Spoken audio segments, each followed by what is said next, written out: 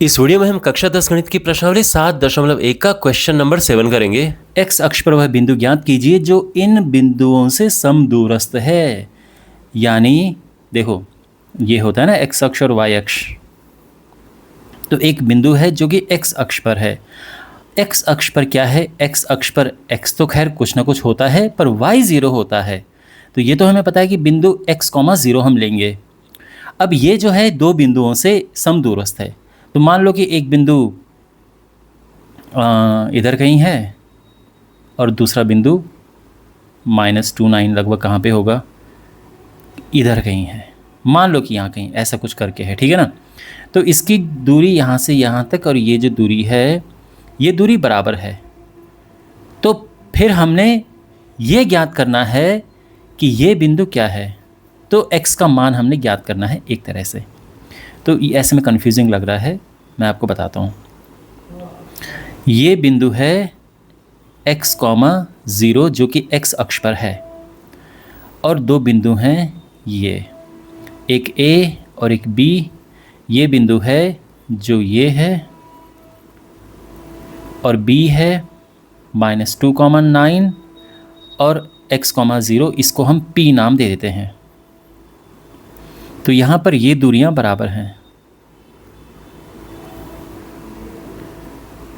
तो हम दूरी सूत्र लगा के पी ए बराबर पी बी लिखेंगे और फिर हम x का मान ज्ञात कर देंगे आराम से।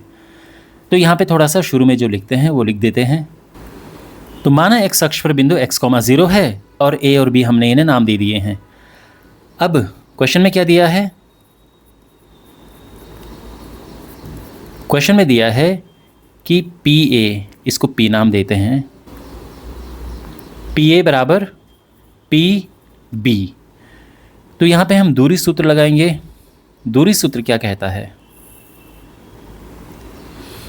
तो दूरी सूत्र होता है √x2 - x1 का whole square plus y2 - y1 का होल स्क्वायर। इस तरह से लिख देना चाहिए, ठीक है ना। तो थोड़ा अच्छा इंप्रेशन पड़ता है जब आपका आंसर चेक करते हैं टीचर्स। तो फॉर्मूला इस तरह से लिखा हो तो अच्छा लगता है।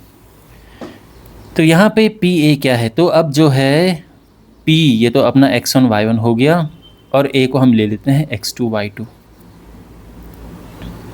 तो ये हो गया x2 - x1 का स्क्वायर प्लस y2 - y1 का स्क्वायर। समझ गए आप? बराबर पी बी। पी बी क्या है? तो अब x1 y1 तो खैर यही रहेगा, x2 y2 ये हो गया है। तो x2 - x1 का whole square plus y2 - y1 का होल स्क्वायर। यहाँ तक समझ गए? सब कुछ क्लियर है। और यहाँ पे दूरी सूत्र हमने ये लिख दिया है। तो इस तरह से आप लिख सकते हैं यहाँ पे कि ये दूरी सूत्र है। अब इसको हम आगे कंटिन्यू करते हैं, सरल करते हैं। तो दोनों पक्षों का वर्ग करेंगे हम। तो रूट ये तो हट जाएगा, ठीक है ना। एक तरह से ये समझो कि इससे कट गया और हमारे पास है यहाँ पे 2 - x का स्क्वायर प्लस ये है -5 का स्क्वायर, और यहाँ पर ये है -2 - x का स्क्वायर प्लस 9 का स्क्वायर, ठीक है। 2 - x का स्क्वायर होगा a - b का होल स्क्वायर जो कि है a square plus b square - 2ab। तो सीधा फॉर्मूला हमने अप्लाई किया a - b के होल स्क्वायर का। -5 का वर्ग होता है 25, ठीक है। यहाँ पर -2 - x का वर्ग है। अब इसमें स्टूडेंट्स को कन्फ्यूज़न होगी। तो देखो, जब भी दोनों आपको माइनस मिले, कभी भी दोनों माइनस मिले, तो क्या करो आप, वहाँ पे आप माइनस कॉमन ले लो।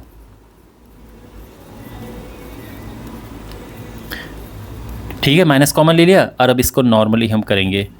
तो ये हो गया x स्क्वायर माइनस 4x, 25 + 4 होता है 29, और यहाँ पे माइनस का स्क्वायर करेंगे तो प्लस हो जाएगा। तो यहाँ माइनस हट जाएगा तो ये होगा 2, ये होगा 2 + x का स्क्वायर, और ये इस तरह से। तो ये हुआ x square - 4x + 29। a + b का होल स्क्वायर होता है a square + b square plus 2ab, तो 2 दूने 4, x ये हो जाएगा प्लस 81। यहाँ तक ये समझ आ गया अच्छे से। अब यहाँ पे हमने x के लिए इसको हल करना है, तो एक काम करते हैं, बाएं ओर सब x वालों को ले लेते हैं। तो x² माइनस 4x ये हुआ, यहाँ से इसको इधर लेंगे तो प्लस का माइनस हो जाएगा, इसको इधर लेंगे तो प्लस का माइनस हो जाएगा। 4 और 81 को मिला के होता है 85, और 29 यहाँ से यहाँ जाएगा तो प्लस का माइनस हो जाएगा।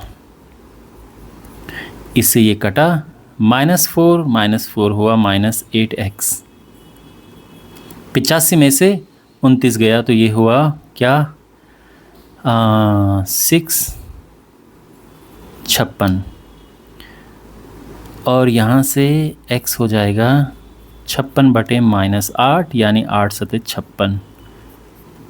ठीक है, तो इसीलिए मतलब x आ चुका है, तो इसीलिए अभीष्ट बिंदु क्या है, -7 0। आई होप आपको ये सोल्यूशन समझ आया होगा।